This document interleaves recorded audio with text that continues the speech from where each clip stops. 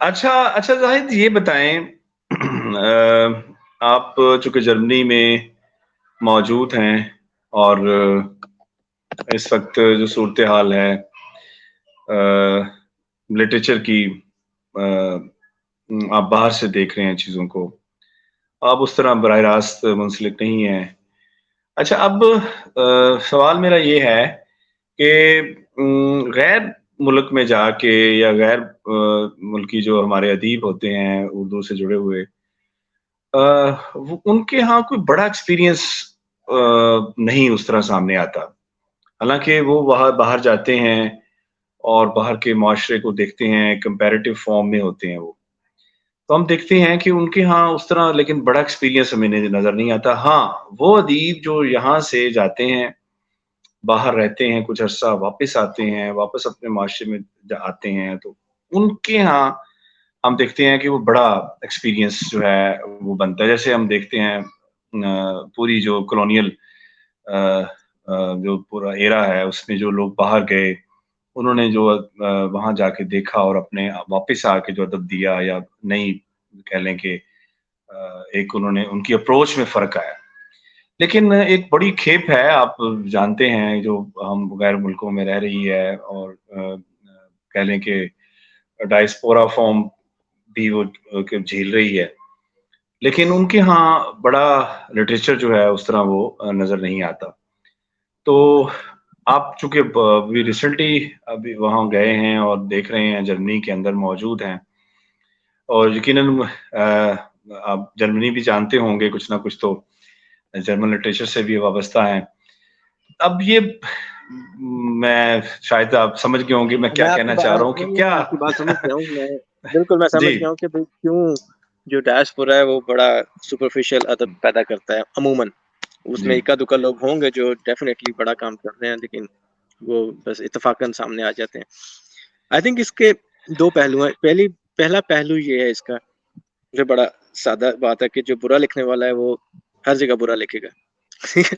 تو اب صحیح. دوسرا اہم لیکن جو آپ کا سوال ہے وہ پرٹیکولر سوال یہ ہے کہ جو ایکسپیرینس ہے ہجرت کا یا باہر جانے کا یا ایک بڑے سماجی سیٹ اپ میں رہنے کا، اس میں لوگ یہ توقع کرتے ہیں کہ ایک آدمی اگر جہاں دیتا ہے، اس نے اتنی دنیا دیکھی ہے، تو کچھ ایسے تجربے وہ لے کے آئے گا جو ایک بڑا ادب پیدا کریں گے. ٹھیک ہے آئی جی. تھنک اس میں ہمیں ایک چیز سمجھنے کی ضرورت ہے، جس طرح میں دیکھتا ہوں، چونکہ میں خود اس تجربے سے گزر رہا ہوں. تو ایک تو یہ کہ جب آپ کسی نئی جگہ پہ جاتے ہیں، ہر سماج کی اپنی ایک ڈائنامکس ہوتی ہے، ہر سماج کی اپنی ایک جدلیات ہوتی ہے، اور پھر روزمرہ ہر سماج میں فرد کا ایک سماجی کردار، اس کی سوشل پوزیشننگ، اس کا سوشل سٹیٹس، کہاں پہ وہ جا رہا ہے، کس طرح کا تجربہ کر رہا ہے، یہ سب چیزیں ٹھیک ہے، بالکل ٹھیک.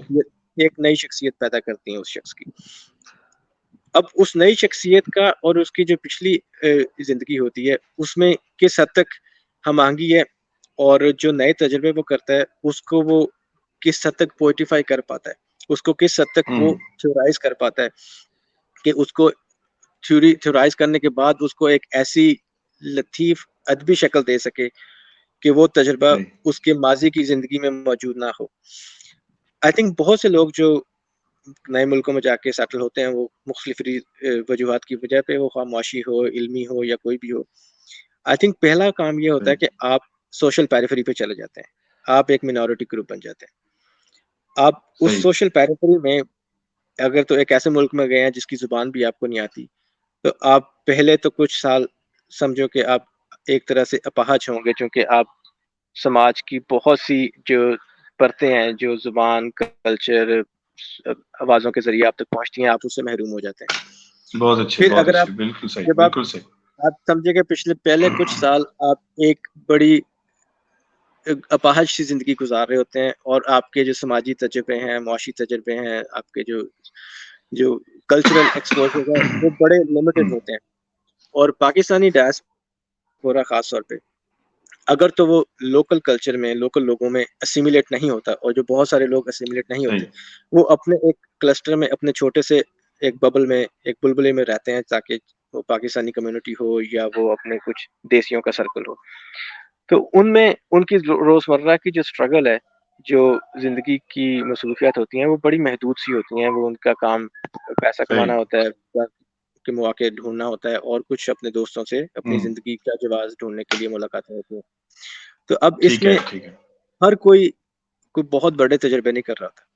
ہاں اگر آپ ہوں میں یہ صلاحیت ہے, آپ زبان سیکھتے ہیں, آپ ایک نئی شخصیت اپنی دوبارہ سے کریٹ کرتے ہیں, کلچرل اسیمیلیشن کرتے ہیں, آپ کو سمجھ آتی ہے, پھر آپ اگر اس کو ریکنیکٹ کر پائیں اپنے پچھلی شخصیت کے ساتھ, تو پھر وہ وسعت آتی ہے. صحیح اور جو لوگ آپ نے حوالہ دیا کہ جو کچھ سال باہر گزارے کلاسیکی دور میں بھی, جیسے برٹش کلونیل پیریڈ میں جو لوگ 20ویں صدی میں آئے, پھر پاکستان ہندوستان آ کے انہوں صحیح نے ایک بڑا سیاسی یا ایک ادبی کلچر پیدا کیا.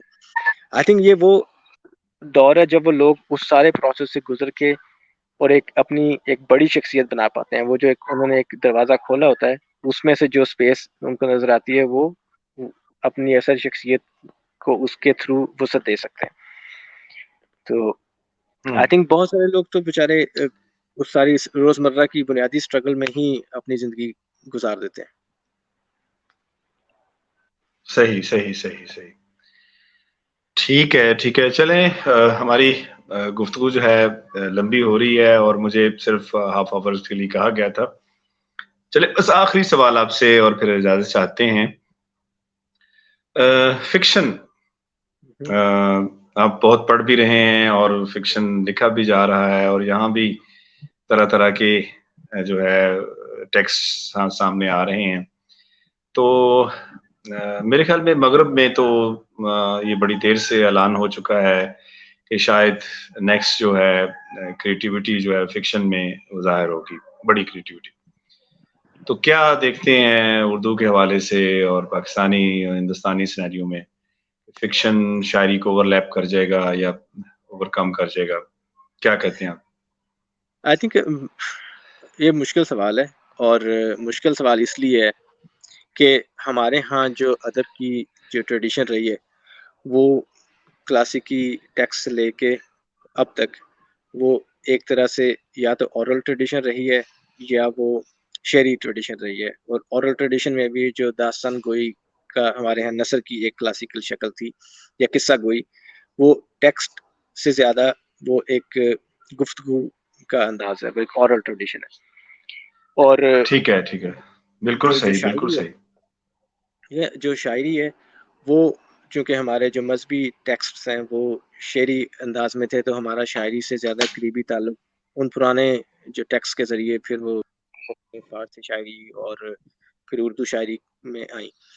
تو قوموں کا ایک مجموعی مزاج جو ہوتا ہے یا کس طرح کا جو اظہار ہے لینگویج میں یا زبان میں, جس کے ساتھ وہ اپنی جذباتی قربت محسوس کرتا ہے, آئی تھنک اس کو وقت لگتا ہے ٹرانسفارم ہونے میں. اور یہ کوئی بری بات نہیں ہے کہ ہم شاعری کے زیادہ قریب ہیں, اور اگر شعر میں لوگ اپنی بات کر سکتے ہیں اور ساری بات کر سکتے ہیں تو اس میں یہ تو بلکہ زیادہ لطیف اور ڈیلیکیٹ فارم ہے ایکسپریشن کی. ظاہری بات ہے, یہ تو ٹھیک اس ہے میں نا. کوئی شک نہیں ہے کہ شاعری ہاں جو ہم ہے ایک بہت بہت پیوریفائڈ فارم ہے اظہار ہاں کی. ہم اب جو ادب کو مغربی لینس کے ساتھ دیکھتے ہیں, اور مغرب میں جو فکشن لکھنے کی جو تھوڑی سی ایک تاریخ ہے وہ ہمارے ہاں ساؤتھ ایشین لٹریچر سے زیادہ طویل ہے. اور آئی تھنک فکشن اس طرح اس میں وہ تہہ داری نہیں ہوتی جو شعر میں ہوتی ہے, تو اس کی ترسیل آسان ہے اور اس کی سمجھ آسان ہے. تو آئی تھنک میں اس کو کوئی کمپیریزن نہیں کرتا کہ ہمارے ہاں کیوں بڑا فکشن نہیں لکھا جا رہا. بڑا فکشن یقیناً ایک بڑا زندگی کا تجربہ اور اس سے ایک نیا ایک پیراڈائم یا ایک نیریٹو تخلیق کرنا ایک بہت بڑا کام ہے.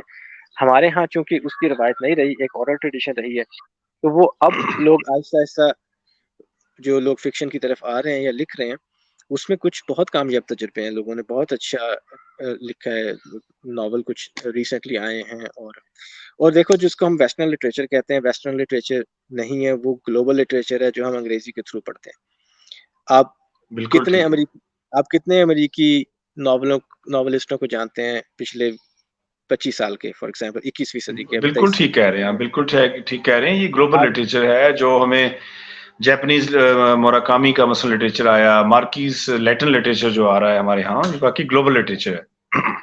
اب کتنے مجھے نہیں یاد کہ میں کسی کنٹمپریری برٹش رائٹر کو جانتا ہوں جو کہ اب نوجوان ہے اور 18-20 سال کا ہے, وہ گلوبل لٹریچر لکھ رہا ہے. اگر میں جانتا ہوں تو پچھلے سال عبدالرزاق گرنا کو جانتا ہوں جس کو برطانیہ سے نوبل پرائز ملا, حالانکہ وہ تو ٹھیک ہے, افریقن رائٹر ہے, ٹھیک اس ہے, کا جی موضوع جی وہ ہے جی کولونیلزم جی سارا. جی تو ہمیں یہ ڈسٹنگوش کرنے کی ضرورت ہے کہ انگریزی ادب میں جو بھی ہم پڑھ رہے ہیں وہ تو باقی ملکوں سے, باقی زبانوں سے آ رہے ہیں. چونکہ ہماری رسائی انگریزی کے تھرو ہے تو ہمیں وہ سب انگریزی ادب ایک ویسٹرن لٹریچر کی شکل میں ہی نظر آتا ہے. تو صحیح.